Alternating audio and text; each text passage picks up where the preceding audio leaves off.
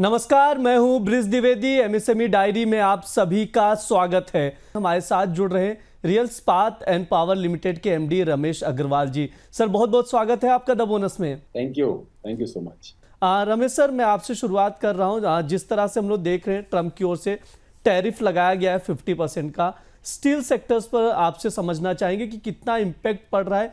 I don't think so कि इसमें जो ट्रम्प का टैरिफ है, यूएस के जो टैरिफ जो डेली हम सुनते हैं कि बहुत ज़्यादा वोलेटाइल है और लगातार इसमें लगाते जा रहे हैं 25% एंड एडिशनल 25%।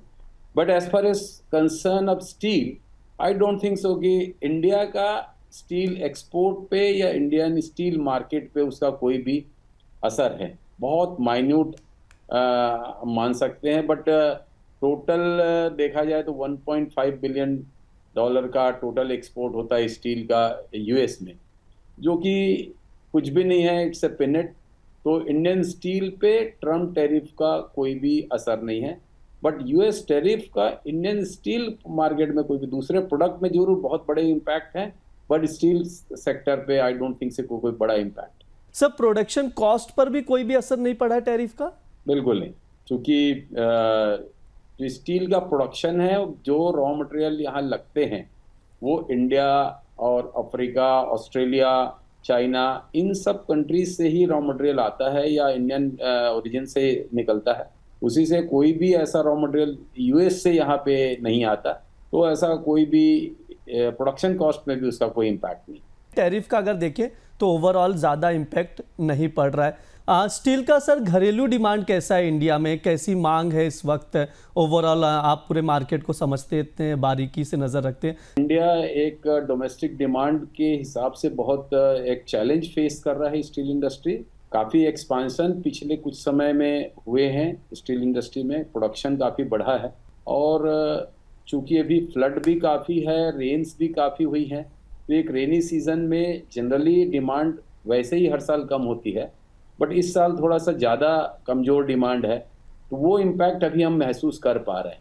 और ऐसा लगता नहीं कि अभी चूंकि रेनी सीज़न लगातार चालू है और काफ़ी बारिश है पूरे इंडिया में सभी तरफ, तो उसका भी इम्पैक्ट है। दिवाली सीज़न के बाद ये डिमांड ज़रूर खुलता है हर साल, तो वो हम एक्सपेक्ट करते हैं कि उसके बाद एक अच्छा समय आना चाहिए और डिमांड खुलना चाहिए। और प्रोडक्शन तो लगातार बढ़ रहा है, लेकिन उसके डिमांड बढ़ने की उम्मीद सर की ओर से जताई जा रही है। लेकिन दूसरे जो इकोनॉमिस्ट हैं वो कह रहे हैं कि अमेरिका मंदी की ओर जाता हुआ दिख रहा है। सर, आप कैसे देख रहे हैं इस टैरिफ को ओवरऑल? ये देखें तो पूरी दुनिया इस बारे में बात कर रही है। हर एक बंदा या हर एक कंट्री या हर एक पॉलिटिशियन या हर एक आम आदमी सिर्फ यही बात कर रहे हैं कि जो ट्रम्प टैरिफ जो डेली किसी कंट्री पे किसी भी चीज़ पे कुछ भी एक टैरिफ थोप देना जो बोलते हैं वो चल रहा है। तो this is not actually good for countries. और जो एक फ्री ट्रेड एग्रीमेंट रहता है या एक फ्री ट्रेड एक दूसरे के कंट्रीज में होते हैं, उसमें अचानक से इतना परसेंटेज टैक्स लगा देना, या ये एक बहुत अनफॉर्चुनेट सिचुएशन है, जो कि बहुत अच्छा नहीं है किसी भी कंट्री के लिए। और ज़रूर इंडिया में स्टील पे बहुत ज़्यादा इम्पैक्ट ज़रूर नहीं है, बट हम देखें तो ज्वेलरी है, टेक्सटाइल्स है, ऑयल है, बहुत सारे सेक्टर्स है जिसमें ह्यूज इम्पैक्ट है, जिसका फार्मा है, तो आईटी है, तो बहुत सारे सेक्टर्स ज़रूर ऐसे हैं जिसमें ह्यूज इम्पैक्ट है, तो इसका इम्पैक्ट है ज़रूर। इन सब के पीछे जब इतनी टैक्स लगा रहे हैं चाइना पे, इंडिया पे, जापान पे या बाकी सब कंट्रीज़ पे भी, तो उसका वहाँ पे यूएस में भी जो डोमेस्टिक प्राइजेस हैं वो बहुत तेज़ी से बढ़ रहे हैं हर चीज़ों की। तो इस चीज़ का हम देख भी रहे हैं न्यूज़ में कि काफ़ी विरोध भी हो रहा है, अपोजिशन भी हो रहा है, न्यूयॉर्क से लेके अलग अलग सिटीज़ में रैली निकल रही है और उसको हो रहा है। तो एक ये बड़ा ये कहना चाहिए कि बहुत ज़्यादा शायद उसके बारे में फ्यूचर को बगैर सोचे या बगैर वो किए हुए ये ट्रम्प टैरिफ आ रहा है, तो इसका बहुत अच्छा कोई इम्पैक्ट यूएस पे भी आएगा या बाकी कंट्रीज पे भी आएगा ऐसा लगता नहीं। ये नेगेटिव इम्पैक्ट ज़्यादा दिखता है। भविष्य के लिए क्या तैयारियां, अभी क्या क्या चुनौतियां हैं, वो समझना चाहेंगे सर। यदि हम इंडियन स्टील कॉन्टेक्स्ट की बात करते हैं तो डेफिनेटली स्टील एक बहुत बड़ा मेजर रोल प्ले करता है। करीब इंडिया सेकेंड लार्जेस्ट प्रोड्यूसर है आफ्टर चाइना। टोटल वर्ल्ड में 1900 मिलियन टन करीब का प्रोडक्शन होता है, इंडिया की बात करें तो इंडिया में लगातार हम 11-12% की ग्रोथ एवरी ईयर देखते हैं। लास्ट ईयर भी 152 million tonne production, crude production रहा है इंडिया का, और लगातार ये इंक्रीज होता जा रहा है।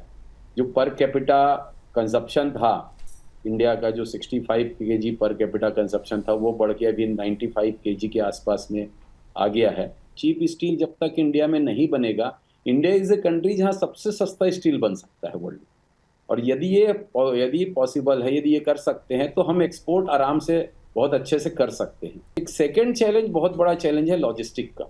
जितना बड़ा यहाँ पे आयरन और कोल का यहाँ पे प्रोडक्शन बढ़ेगा, ऐसा लगता नहीं कि लॉजिस्टिक उतना तेजी से, उतना इंफ्रास्ट्रक्चर लॉजिस्टिक का उतना अच्छे से हो पाएगा।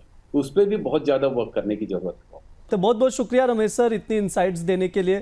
Thank you so much.